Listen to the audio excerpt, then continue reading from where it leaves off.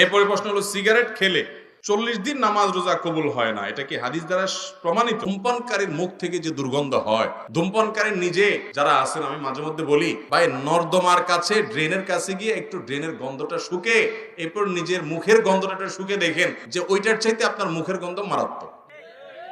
আমি একবার ঢাকার এক হাসপাতালে মসজিদের পাশে সালাত আদায় করতে দাঁড়াইছি, আমার পাশে একজন দাঁড়াইছে, তার শরীর থেকে যেই গন্ধ, আমি চিন্তা করলাম এই লোকটাকে কিছু একটা বলা দরকার, কিন্তু বললে মাইদ্যেরও খাওয়ার ভয় আছে। তো আমি তাড়াতাড়ি পকেট থেকে কাগজ কলম নিয়ে বের করে সুন্দর করে লিখলাম, ভাই যেই গন্ধ ভাই আজকে আমি শুকতে হলো, আমার সালাত নষ্ট হওয়ার উপক্রম। কি সালাত আদায় করছি, মনোযোগ পুরাটা আপনার দুর্গন্ধে আমার দখল করে নিয়ে গেছে। তো আল্লাহর রাস্তায় আল্লাহকে ভয় করেন, এটা আর করেন না। এটা লিখে কাগজটা আমি সাইডে রেখে, সে সালাতের মধ্যে আছে এই অবস্থা, আমি তার সামনে রেখে আইজো দৌড় কাইলো দৌড়।